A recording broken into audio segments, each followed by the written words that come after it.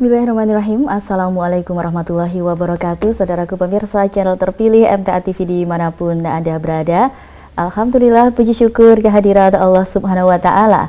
Pagi hari ini kembali kita berjumpa di program Kota Kita. Ya, di kesempatan yang baik ini semoga pemirsa semuanya dalam kondisi sehat, tetap lancar aktivitasnya. Dan pagi ini kita akan berbincang mengenai tema yaitu kebugaran haji. Ya, karena seperti kita tahu ibadah haji ini merupakan cita-cita ya atau keinginan setiap muslim. Di sana ada banyak persiapan yang harus dilakukan termasuk dalam hal kesehatan. Nah, untuk pagi hari ini kita akan berbincang tentang kebugaran haji bersama narasumber kita yaitu Dr. Rina Delestari, spesialis KFR, advokat SH-MH, yang saat ini sudah hadir di samping saya. Assalamualaikum warahmatullahi wabarakatuh. Waalaikumsalam warahmatullahi wabarakatuh. Dr. Rina, apa kabarnya? Alhamdulillah, selamat pagi semuanya pemirsa MTA ya. Iya, betul. Ya, tentang kebugaran haji ini sangat menarik ya untuk diperbincangkan karena kita tahu banyak sekali persiapan yang harus dilakukan bahkan mungkin beberapa bulan atau beberapa tahun sebelumnya begitu ya. Benar sekali. Supaya nanti ketika sudah di tanah suci itu bisa melakukan ibadah haji dengan baik, tidak hanya rukun-rukunnya tapi juga itu tadi ya kondisi fisik yang prima begitu ya. Apalagi ada perbedaan cuaca atau iklim. Nah, iklimnya sangat berbeda dengan di tanah air begitu ya. Benar sekali, nah, Mbak Ida. Ya, kaitannya dengan itu apa saja sebetulnya yang perlu dipersiapkan seorang calon jemaah haji ya sebelum berangkat ke tanah suci? Silakan dokter. Iya, terima kasih Mbak Ida ya. Sebelumnya saya akan menjelaskan kepada pemirsa semuanya calon jamaah tidak hanya haji tapi juga jamaah umroh ya. Yang perlu dipersiapkan sebenarnya adalah kita dalam masa tunggu namanya istitoah itu kita menyiapkan yang namanya kebugaran fisik, mental dan juga kebiasaan. Ini yang berbeda karena kebiasaan kita di Indonesia ini banyaknya adalah sedentary life atau yang bisa dibilang hidupnya biasa-biasa aja, mager, malas olahraga, malas gerak ya kan, karena udah aku sibuk ini kerja misalnya. Kerja itu bukan berolahraga. Kerja itu adalah aktivitas yang menyebabkan stres ya. Jadi yang keluar hormonnya berbeda dengan ketika kita memprogram hidup kita sehari-hari sebelum proses haji umroh itu nanti dipersiapkan di sana adalah untuk ibadah. Ibadah itu dasarnya senang, ya, dasarnya happy, dasarnya niatnya tidak untuk kemerungsung, ya kan. Nah, jadi kalau kita mempersiapkan itu paling enggak 1 tahun sebelum berangkat dari menunaikan ibadah haji umroh itu adalah persiapan yang dinamakan wellness-nya atau kebugarannya. Kalau di tempat kita di Rumah Sakit Bung Karno, Surakarta, kita punya program yang dinamakan Fit to Hajj, Fit to Umroh, Fit to Life. Jadi di sini kita memprogram untuk namanya kebugaran haji umroh dan untuk kebugaran persiapan lain. Misalnya kalau untuk haji umroh yang pertama-tama kita harus menyesuaikan dulu. Yang pertama adalah diukur dulu. Istitoah itu dasarnya adalah kebugaran fisik, mental yang terukur dengan baik. Siapa yang mengukur? Yang mengukur adalah beliau-beliau yang berkompeten di bidang kesehatan. Kalau di tempat kami satu tim itu ada dokter penyakit dalam. Untuk screening pertama adalah dokter umum. Ya, untuk kami di kebugaran, saya dokter spesialis rehabilitasi medik memberikan arahan, memberikan perhitungan apakah seseorang ini kondisinya nanti layak untuk menuju kebugaran. Yang dipersiapkan adalah untuk jamaah haji umroh itu yang pertama-tama adalah fisiknya terkait dengan apa? Jantung, paru, dan kaki. Nah, ini sering dilupakan. Karena ibadah haji, umroh di Arab nanti itu isinya ya cuman itu. Ya, selain mental rohaninya juga harus siap menghadapi segala stresor yang ada di sana. Harus rileks, harus nggak kemerungsung. Yang biasanya emosinya naik turun dikelola dari sekarang karena kaitannya dengan manajemen fisiologi tubuhnya. Diupayakan ketika nanti kita memberikan latihan kebugaran itu, seseorang atau calon jamaah haji umrohnya itu happy, senang ya. Jadi ketika ada sesuatu menghadapi di sana tidak panik, tidak kemerungsung. Apalagi kalau di sana pas musim, kalau panas siang panas sekali, kalau malam dingin sekali, ya itu tubuh kita ini harus disesuaikan sejak dini dengan cara melatih kebugarannya, begitu, Mbak Ida. Ya, menarik ya ini tadi selain fisik ya, jantung, paru, kaki, ternyata juga penting untuk mengelola emosi. Betul. Nah, ini apakah kalau untuk mengelola emosi ini di klinik di RSBK ini juga ada mungkin pelatihannya atau pembiasaannya begitu? Baik, kalau di divisi kami rehabilitasi medik sebenarnya saya di bagian okupasional terapi itu ada yang dinamakan terapi relaksasi. Nah, ini nanti kami juga bekerja sama ke depannya dengan para hipnoterapis relaksasi ya. Saya sendiri juga bisa. Cuman di sana sedang dipersiapkan. Kami sudah mempersiapkan klinik yang bagus sekali ya. Nanti bisa di kapan-kapan jamaah haji umroh yang mungkin dari MTA atau di luar MTA juga bisa berkunjung ke sana untuk sekedar melihat kayak apa sih klinik istitoahnya seperti itu.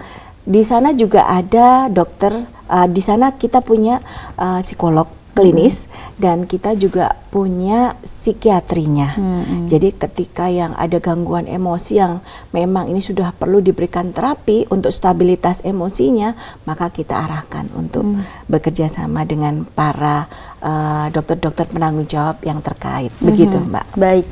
Nah, ketika seorang calon jemaah haji ataupun umroh ini nanti datang ke klinik istitoah ini, berarti apa saja nanti yang bisa didapatkan begitu? Dalam arti ada treatment apa sih misalnya tadi untuk kesehatan fisiknya, jantung, paru, kaki dan yang lain sebagainya, karena ini kan rentangnya nanti lama ya, setahun. Apa saja nanti yang didapatkan? Baik, terima kasih.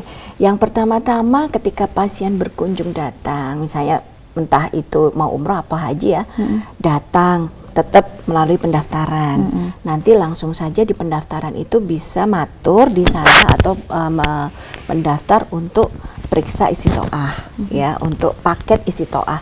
Paket kami di sana paling murah mungkin sedunia ya. Harganya nggak mahal. Di sana kisaran bisa disebutkan boleh ya? Bisa, silakan. Antara sekitar kisaran 500 sampai 600.000 saja itu sudah dapat pemeriksaan medical check up untuk dokter umum. Nanti ketika di dokter umum itu diperlukan pemeriksaan penunjang misalnya laborat terkait karena sudah rata-rata usia di atas 40 ya. Rata-rata jarang yang muda sekali untuk di Indonesia ini untuk haji umroh. Terutama di Jawa ya. Kalau di luar Jawa banyak yang muda-muda sudah berangkat. Gitu ya. Nah, di situ kita nanti diperiksa lab lengkap, benar-benar lengkap, nggak ada kurangnya untuk progres disesuaikan dengan medical check up-nya haji umroh, ya.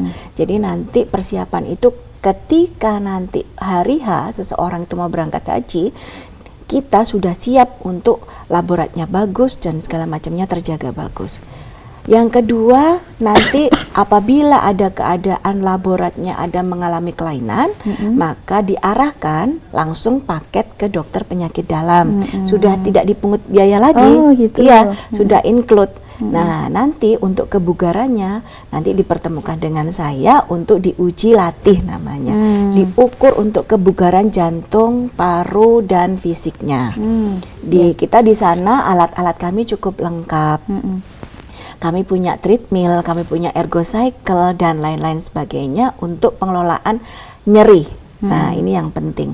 Kemudian setelah nanti dievaluasi ternyata dalam kondisi 1 tahun sebelumnya itu ada kondisi bahwa seseorang ini dibutuhkan perawatan khusus untuk menormalkan kondisi kelainannya. Misalnya, maaf ya, seseorang mengidap kencing manis misalnya ya, gulanya tidak terkelola dengan baik, maka dokter penyakit dalam nanti otomatis apabila mereka memiliki kepesertaan JKN, maka bisa menggunakan JKN-nya dilanjutkan, ya tentunya dengan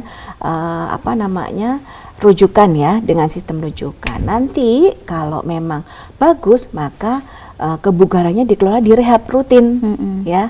Paket rutin itu nanti dilakukan ketika seseorang ini dikondisikan, oh ini layaknya dengan perhitungan uji latih, bisanya dilatih setiap bulan kita progresnya dinaikkan per berapa. Kita hitungannya kalau di rehab itu menggunakan sistem perhitungan peningkatan dari kapasitas jantung parunya. Karena seperti apa?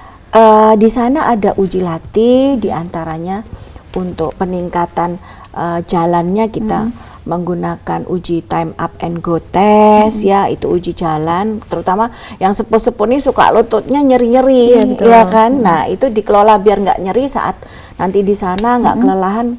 Itulah gunanya dokter rehab sebagai pemberi advice ya, pemberi layanan untuk edukasi. Ya di sana juga ada terapis-terapis kami yang memberikan banyak nanti latihan-latihan yang bisa dilakukan di rumah. Ya, PR kayak saya sukanya bilang ya, dikasih PR, dikasih kemudian goal setting. Jadi kita itu memberikan goal setting. Misalnya antara calon jamaah haji 1 dan 2 ini dengan keluhan nyeri di lutut yang sama, itu belum tentu tata laksananya sama. Gitu, karena itu penyebabnya beda mungkin ya. Iya, bisa jadi, dan kondisi perjalanan penyakitnya bisa jadi nggak sama. Kemudian kondisi situasional di rumahnya bisa jadi nggak sama. Jadi kita menyesuaikan itu dengan kondisi masing-masing pasien. Begitu Mbak Ida. Iya, jadi memang untuk treatmentnya disesuaikan dengan kondisi masing-masing ya, sangat spesial begitu ya per orang. Iya. Baik, kita buka kesempatan ini untuk pemirsa yang ingin bertanya, silahkan ya tentang kebugaran haji di 02716793000, SMS dan juga WhatsApp di 08112553000. Baik, Dokter Rina, kalau mungkin selama ini tadi kaitannya dengan kesehatan jantung, paru, kaki, ini mungkin penyakit yang memang biasa menyertai apa sih begitu? Jadi kan tadi usia itu lebih dari 40 ya rata-rata kalau di Indonesia atau di Jawa begitu. Nah, ini apakah juga dalam misalnya setiap harinya ini si calon jemaah ini sudah memang rutin ke dokter jantung misalnya. Nah, ini apakah juga masih diperlukan lagi untuk treatment selama setahun menjelang keberangkatan ini? Baik, yang perlu diketahui adalah bahwa tubuh seseorang atau tubuh manusia itu adalah dua komponen yang saling berkaitan, yaitu anatomi atau tubuh ini nyata, ini yang bisa kita lihat, dan juga fungsinya sebagai manusia. Nah, ini yang perlu kita ketahui. Kalau nanti misalnya seorang pasien jantung ya, maka si dokter jantung tersebut misalnya ya adalah mengelola kondisi kesakitan di anatominya. Untuk peningkatan kualitas hidupnya adalah kami dokter rehab bekerja sama dengan beliau untuk meningkatkan fungsional kapasitasnya. Jadi ketika seseorang itu nanti dia pergi untuk haji umroh, kan nggak cuman badannya aja yang jalan begini kan, ya. Jadi ketika treknya naik, treknya turun, treknya datar, jantung yang sudah bermasalah ini harus butuh penyesuaian. Nggak bisa kalau cuman cukup obat, nggak bisa cuman obat yang menyelaraskan detak jantung, tapi secara fungsional di jantungnya sendiri harus dilatih penyesuaian dengan cepat agar tidak misalnya terjadi kolaps jantung dengan mendadak.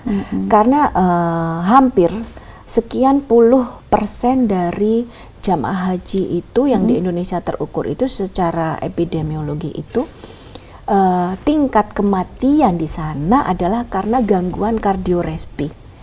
Gangguan jantung dan paru, ya. Di sini banyak yang ahli hisap misalnya, alias perokok. Ya, orang Indonesia negara berkembang itu ada dua kondisi, yaitu pertama lifestyle-nya tidak bagus ya, atau kurang healthy lifestyle, atau kurang hidup dengan bersih. Dalam artian bukan bersih berarti rumahnya bersih, belum tentu ya. Yaitu dengan polusi udara. Ini yang terpenting kita jaga. Kita kadang nggak aware. Alhamdulillah ya, ini sudah pada pakai masker kalau pergi-pergi.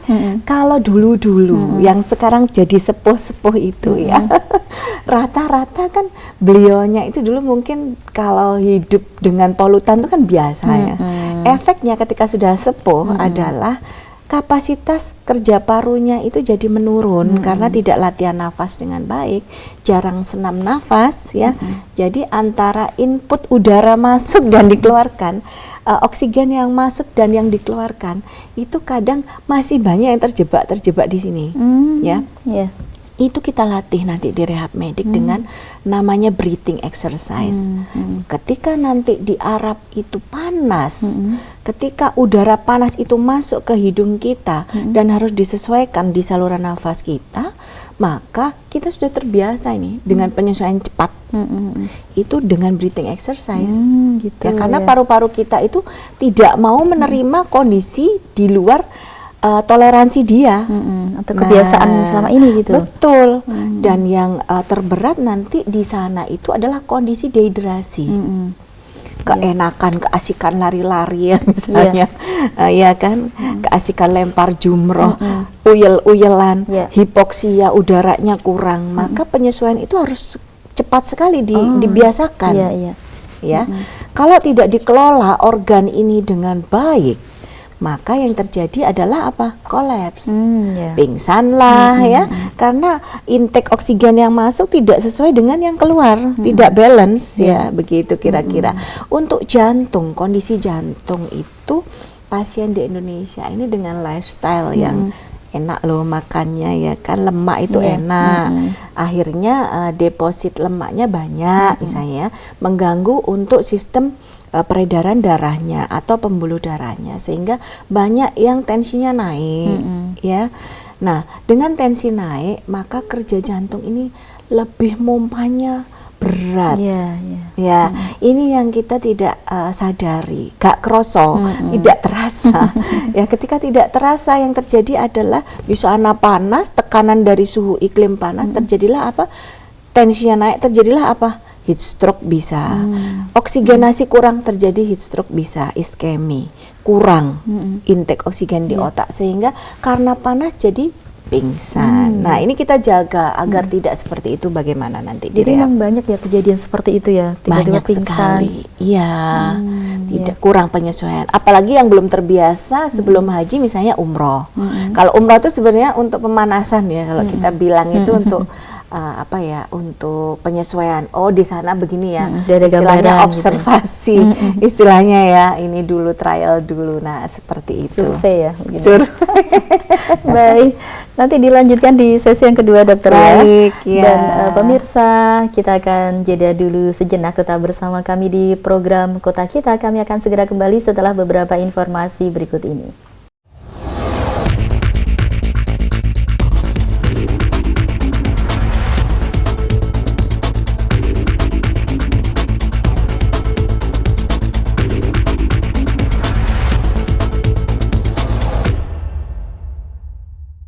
Ya, baik pemirsa, kembali di program Kota Kita.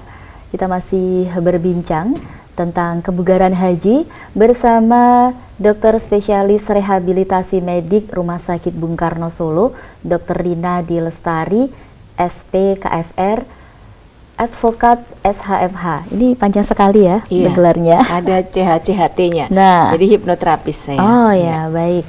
Kita lanjutkan tentang kebugaran haji, dan tentu kita masih buka kesempatan untuk pemirsa yang ingin bertanya, silakan di 02716793000, SMS dan WhatsApp di 08112553000. Baik, ada, oh ya, untuk ini ya, untuk yang di klinik Istitoah ini, apakah mungkin ada pengelompokan usia begitu dalam nanti perawatannya atau treatmentnya ini?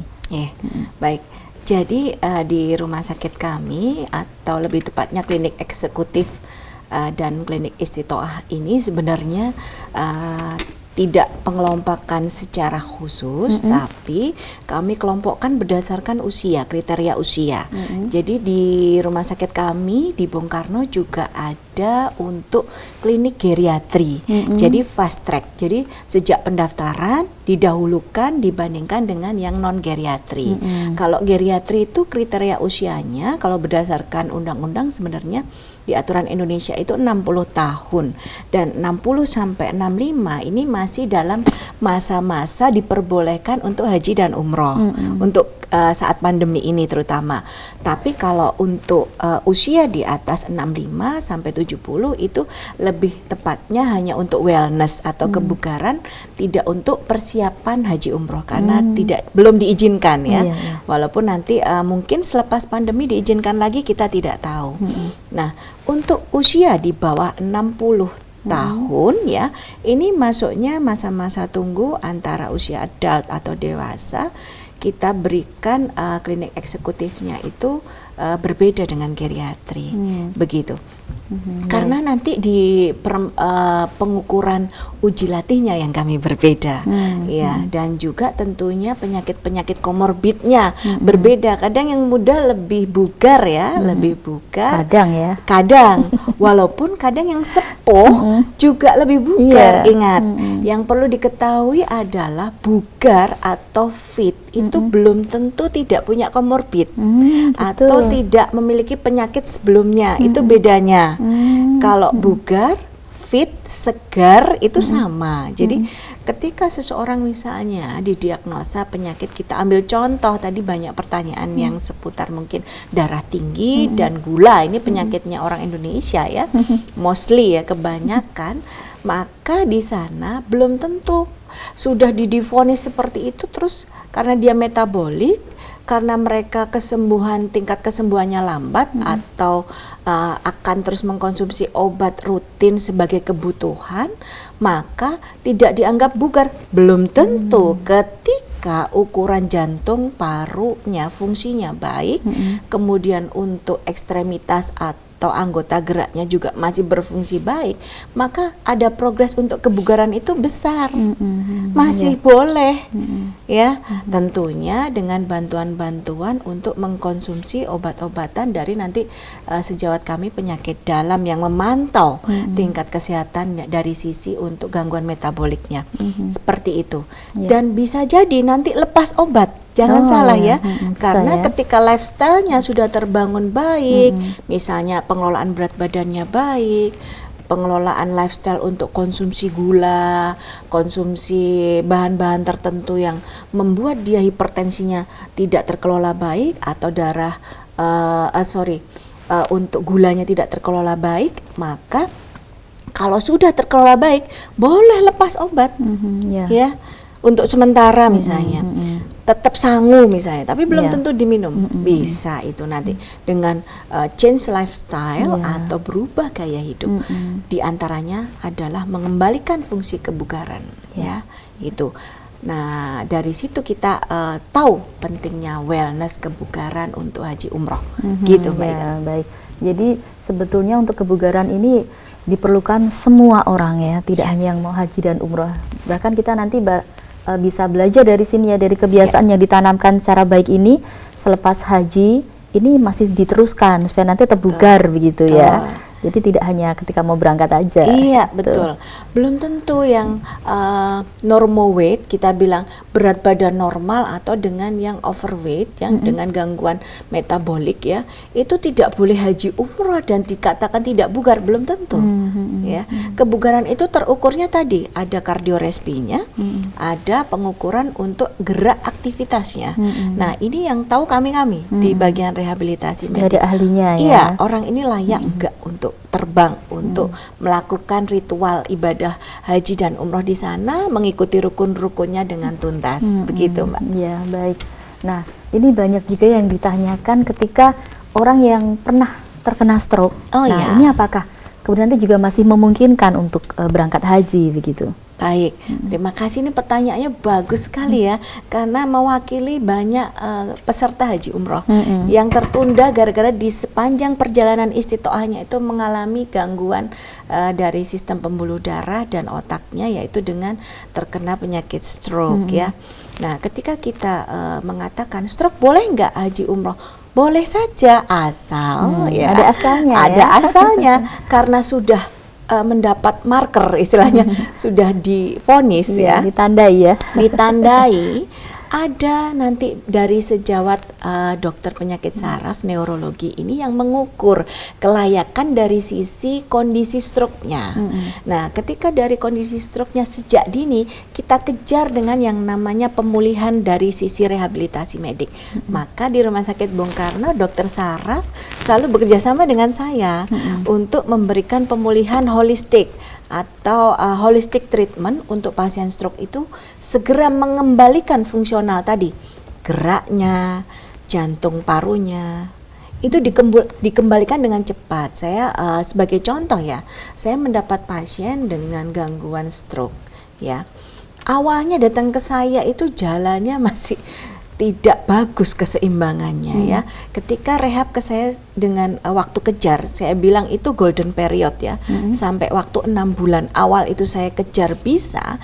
Ketika beliau bisa kondisi dengan keseimbangan bagus, jantung parunya saya ukur bagus, maka bagi saya secara rehab medik ini layak untuk bisa melakukan ibadah, misalnya ingin umroh, bisa, monggo. Tapi tentunya dengan catatan-catatan dari saya yang akan saya berikan PR. Misalnya ketika kondisi Anda peningkatan jantung parunya sepersekian kenaikannya, maka harus berhenti, digantikan kursi roda, harus pakai kursi roda didorong, misalnya seperti itu. Jadi peralatan bantu nanti dari kami itu diarahkan, yaitu pengukuran untuk jam digital misalnya. Kemudian yang sering dilupakan adalah penggunaan alas kaki yang sesuai ergonomis, sesuai kondisi masing-masing anatomi kaki seseorang. Kita tidak sama, Mbak. Ternyata ilmunya di situ. Ketika kelelahan itu berpengaruh ketika alas kakinya tidak baik. Ya, kadang memang suka modelnya gitu ya, atau estetik. Iya, ada yang secara estetis good looking, bisa dilihat mata enak ya. Tetapi itu tidak mengakomodir body weight support kita ya, tidak mensupport body weight kita. Misalnya ya, banyak estetis pengennya tampil cantik dengan high heel, maka secara ilmu saya high heel apa yang boleh dipakai untuk seseorang ini. Sama di haji pun begitu, karena aktivitas kaki itu di haji sangat urgent ya? Tidak urgent lagi, itulah ya? Kendaraan kita, ya kan. Kalau yang nanti lelah memang dibantu dengan alat bantu yang dinamakan wheelchair atau kursi roda.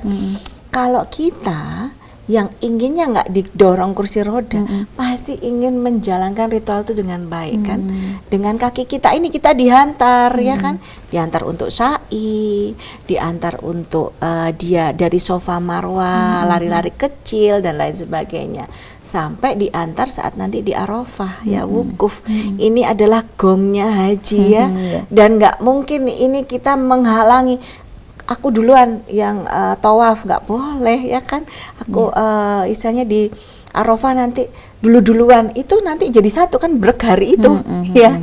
Kalau kaki kita ini lagi kram-kramnya karena otot itu kalau tidak dilatih dengan track tertentu, durasi tertentu, maka yang terjadi adalah fatigue muscle atau otot jadi mengalami kekurangan oksigen, mengalami gangguan sirkulasi, sehingga orang awam dibilang kram. Oh gitu ya. Disitulah tujuannya dilatih kebugaran di rehab medik. Tidak hanya jantung paru, ekstremitasnya dilatih biar nggak kram. Kalau kramnya di kaki masih mending bisa berhenti sebentar. Yang bahaya adalah ketika kramnya di otot jantung. Maka yang terjadi apakah? Iya, tahu sendiri. Karena otot jantung kita ini subhanallah sekali ya. Komposisinya sebagian seperti otot anggota gerak dan sebagian lagi otot yang tidak diperintah. Jadi dari Allah perintahnya langsung geraknya ya. Ya, dari otak perintah suruh kerja terus nggak pernah berhenti. Nah, ini yang kita jaga, yang harus kita kelola, dibiasakan. seperti itu. Menarik ya, ini ternyata pemilihan alas kaki ini tadi ya, ini juga sering diabaikan ya. Iya. Kemudian untuk jam ukur deteksi jantung ini juga yang kadang diabaikan. Aku nggak perlu seperti. Padahal itu sangat mendeteksi dengan mudah peningkatan nadi kita. Apakah kita kelelahan? Dari situ kita bisa lihat. Iya. Berarti memang ini nanti setiap calon jemaah juga memakai semua ketika disarankan ya, gitu ya. disarankan. Tapi kalau mau cek manual nanti dari kami, saya yang akan mengajari beliau-beliau untuk mengukur dirinya sendiri kapasitasnya. Tanpa alat ini tadi ya. Tanpa alat bisa untuk manual ya. Seperti Baik. itu. Ya.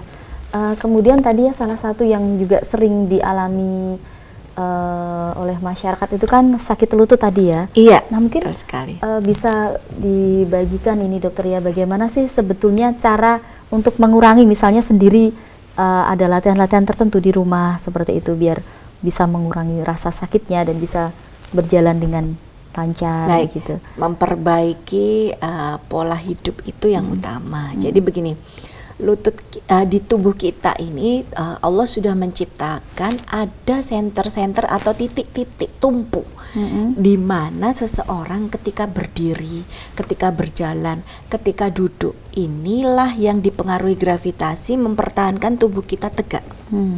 Namanya adalah center of gravity atau titik-titik yang terkait dengan gravitasi. Nah, pada orang-orang tertentu karena kebiasaan, lagi-lagi kebiasaan ya, tidak good postur, misalnya duduknya enak ngelentruk gini ya. Kadang tuh dari kecil itu susah susah dirubah gitu loh. Nah, ketika kita tidak membiasakan posisi ergonomis itu dilakukan spontanitas, maka otak ini merekam postur itu yang versi kita benar, padahal tidak benar ya. Dan itulah yang menjadi akhirnya, karena tidak hanya selalu yang sakit lutut itu orang gemuk, nggak selalu. Ketika orang gemuk bisa di lutut itu terbiasa dilatih untuk otot paha dan otot betisnya dengan baik, misalnya dia olahraga dengan rutin, latihan sesuai kapasitasnya, maka membantu untuk menopang lutut ya. Kemudian kalau gerakan jongkoknya bagaimana di rumah yang kebiasaan toiletnya jongkok misalnya, sekarang disiasati kalau sudah usia di atas 40 atau sejak kecil sudah overweight ya, sudah gemuk maksudnya, dibiasakanlah kalau bisa toilet yang duduk tapi dengan kakinya disangga, ada kursi kecil gitu. Gunanya apa? Yaitu menahan untuk kita tidak terkena efek gravitasi tadi itu terlalu banyak ya. Nah, misalnya bangun pagi hari, sering pada orang-orang gangguan osteoartritis lutut yang usianya sudah di atas 40 rata-rata ya. Kadang kebiasaannya itu sederhana kok. Karena apa? Pemilihan latihan yang tidak sesuai atau overuse atau penggunaan lututnya berlebihan. Misalnya yang suka hobi lari ya, lari pagi dipikirnya bagus, memang bagus untuk jantung paru, tapi ketika pemilihan lagi-lagi satu alas kaki tidak pas, maka hentakan-hentakan di kaki yang terus menerus ya, dan durasi yang tidak terpilih dengan baik, misalnya aku hari ini 1 jam, padahal lutut ini antara si A dan si B itu punya toleransi. Nah, ini yang kita tidak tahu kadang ya. Kapan harus berhenti, kapan harus pemanasan. Kalau kita tidak dengan ilmu, hanya ikut-ikut, maka yang terjadi adalah overuse. Ketika overuse, maka efek jangka panjangnya adalah tinggal memanen nanti. Ya. Waduh. Ya, tinggal memanen nyeri-nyerinya kalau akomodasi kakinya nggak sesuai. Kadang yang pakai high heel, yang pengen tampil cantik ya, pengen feminin ya, ternyata yang dipilih adalah heel yang tidak ada wedges yang bisa mengakomodir untuk balance antara postur begini atau postur tegak. Nah, lutut ini penyangga gravitasi ke bawah, sehingga dia akan menahan hampir berapa ya, 50% lebih berat badan atas kita bertumbuh ke kaki. Kebugaran-kebugaran ini yang tidak kita ketahui sebenarnya, karena memang awam lebih memilih untuk dipikirnya olahraga lonjak-lonjak itu bisa untuk semua orang gitu, sebenarnya enggak. Kalau kembali ke high heels tadi, kan ini ya rata-rata kelihatan cantik kalau tumitnya yang runcing gitu kan. Nah, ini padahal nanti berarti tumpuannya lebih ke depan gitu lebih ya. bertumbuh ke depan sehingga bisa dibayangkan kalau pemakaian high heel seseorang, misalnya mbak-mbak cantik ini mau mau memakai, misalnya bekerja di kantor selama bertahun-tahun, mana kantornya di lantai 2. Ketika naik turun tangga, maka persepsi orang awam adalah ketika naik itu berat, justru terbalik. Ketika turun ya. itu berat badan bertumpu lebih dari 50%, ya. Kemana? Ke lutut, baru ke ankle, kemudian ke tumit. Ke tumit, kemudian ada lagi di ujung ya. Sehingga sering sekali pengguna-pengguna alas kaki yang tidak ergonomis itu seringnya terkena peradangan di telapak kaki. Atau nanti kalau usia tertentu tumbuh tanda kutip tulangnya keluar jalunya, runcing-runcing kalau di rongsen. Oh iya? Iya. Di bagian mana itu? Itu yang dinamakan plantar fasciitis. Itu kadang jamaah-jamaah haji itu banyak yang seperti itu, yang sepuh-sepuh. Istilahnya dibilang, kalau kita itu bilang pengapuran. Nah, itu yang harus kita tahu. Jadi pilihlah alas kaki yang baik, yang ergonomis. Kalau mau estetis jangan lama-lama penggunaannya. Misalnya kalau mau ke hajatan ya, mau hanya untuk 2 jam, 3 jam. Iya, tidak boleh lama. Dan itu pun kalau penggunaan harus kaki ini juga dilatih, dilemes-lemesin. Ada gerakan-gerakan, nanti kami bagian rehab medik yang biasanya melatih itu untuk senam kaki. Iya, begitu Mbak. Itu kalau soal kaki. Kemudian salah satu juga yang mungkin sering dialami jemaah haji ini karena cuacanya yang sangat berbeda ya, siang sangat panas, malam sangat dingin, ini juga pengaruh dengan kulit begitu ya. Iya, betul sekali. Nah, ini apakah juga ada skincare khususnya begitu? Betul sekali. Alhamdulillah di rehabilitasi medik RSUD Bung Karno dan terutama di Rumah Sakit Bung Karno ini kami punya dokter spesialis kulit yang kita membuat satu project bareng yang dinamakan wellness. Di sana ada skincare-nya. Di sana nanti kami memberikan arahan. Misalnya kita itu kadang nggak tahu loh jenis kulit kita itu apa. Itu yang terpenting. Ketika jenis kulit kita antara muka, anggota gerak dan kaki itu berbeda ya. Kadang yang di sini berminyak, yang di sini kadang kering. Nah, apa kebutuhan yang diperlukan? Krim seperti apa yang cocok untuk melumaskan kulit kita untuk sebagai apa? Di sini itu ada sensor Mbak yang dinamakan termoregulator atau pengatur suhu tubuh. Di tubuh kita ini ada memang semua pengelolaannya di otak ya, yang menyuruh nanti kulit kita ini kapan lembab, kapan dia kering, kapan dia nggak keluar keringat. Nah seperti itu ya. Tentunya ketika haji umroh itu termoregulator kita yang biasa di Asia Khatulistiwa seperti ini masuk ke daerah dengan iklimnya berbeda, maka penyesuaiannya harus cepat. Nah, disitulah dibutuhkan misalnya nanti ada krim-krim tertentu. Kalau di peserta haji umroh nanti biasanya disangoni vaselin atau pelumas yang bentuknya mungkin lebih ke gel ya. Itu dari kami bagian kulit, nanti muka, tangan ya, terutama wajah. Kalau yang mbak-mbak itu pengennya tampil enggak gosong. Nah nanti bekerja samalah dengan kami di Wellness Bung Karno, nanti ada skincare kami yang harganya cukup terjangkau sekali ya. Termasuk untuk bibir ya, karena rawan pecah-pecah. Kalau juga. bibir memang ini mengganggu secara nantinya kalau kita di sana pecah-pecah atau apa, tentunya makan juga nggak enak ya kan, perih-perih. Nah dari situlah kita sebaiknya untuk kulit di anggota gerak ini juga penting Mbak. Kenapa? Karena ketika terlalu kering maka yang terjadi adalah rawan lecet, ya, gatel, kegaruk, lecet. Pecah-pecah ya, iya. gitu. Kemudian yang kering itulah kapan kita, oh ini kulitku sudah waktunya minum banyak, kapan waktunya diberi semprot-semprot. Nah seperti itu, kapan diberi krim. Nah itu nanti bisa berkonsultasi dengan kami di Bung Karno di bagian penyakit kulit dan kelamin kami. Baik. Ini tidak terasa nih, waktunya tinggal 5 menit lagi. Wah, iya. Nah, mungkin Dokter Rina silahkan ini ya, untuk apa ya yang perlu ditekankan ke pemirsa semuanya terkait kebugaran haji, dan mungkin lebih ke apa sih yang ditangani oleh Dokter Rina ketika di klinik Istiqoah ini, silakan. Baik, terima kasih. Ini last but not least ya.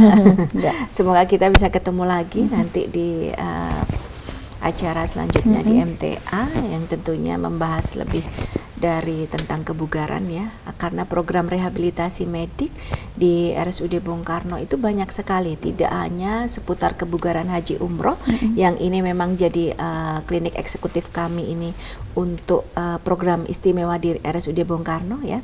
Yang perlu dijaga untuk calon peserta haji umroh adalah kebugaran baik itu fisik, jiwa, dan juga lifestyle atau gaya hidup. Kebugaran gaya hidup dimulai dari pemilihan nutrisi yang baik, pola hidup kebiasaan yang baik, kemudian pengelolaan pikiran yang baik, yang terakhir adalah kondisi yang harus disesuaikan, yaitu pengelolaan jantung paru dengan melatih kebugaran, memberikan latihan sport yang terpilih dengan baik, yang tentunya dikonsultasikan dengan dokter atau ahli medis yang terkait. Jadi untuk panjenengan semua yang mempersiapkan haji umroh, saya aturi untuk rawuh di RSUD Bung Karno untuk mengukur kebugaran panjenengan semua 1 tahun sebelum ada event tersebut dilakukan. Minimal 3 bulan, minimal ya. Nanti bisa disesuaikan. Kalau yang rumahnya jauh, nanti program bisa dilaksanakan di rumah dengan pantauan kami tentunya. Itu dari kami. Kalau dari kami, slogan haji umrohnya adalah fit to hajj, fit to umroh, fit to life. Jadi kita holistik, kita menuju ke Baitullah dengan sehat, dengan bugar, dan tentunya dengan senang hati. Terima kasih. Baik, terima kasih Dokter Rina ya untuk informasinya yang sangat menarik dan bermanfaat untuk pemirsa semuanya. Iya. Semoga bisa disambung lagi di lain kesempatan, karena tentunya ini masih banyak informasi yang bisa dibagikan ke pemirsa. Iya, begitu. Terima kasih sekali Mbak Ida dan pemirsa MTA. Baik, selamat beraktivitas kembali dokter ya. Assalamualaikum warahmatullahi wabarakatuh. Waalaikumsalam warahmatullahi. Ya, baik pemirsa dimanapun Anda berada, sampai di sini perjumpaan kita di program Kota Kita yang pagi hari ini mengangkat tentang kebugaran haji. Semoga bermanfaat untuk kita semua. Saya Ida Aisyah mohon diri. Wassalamualaikum warahmatullahi wabarakatuh.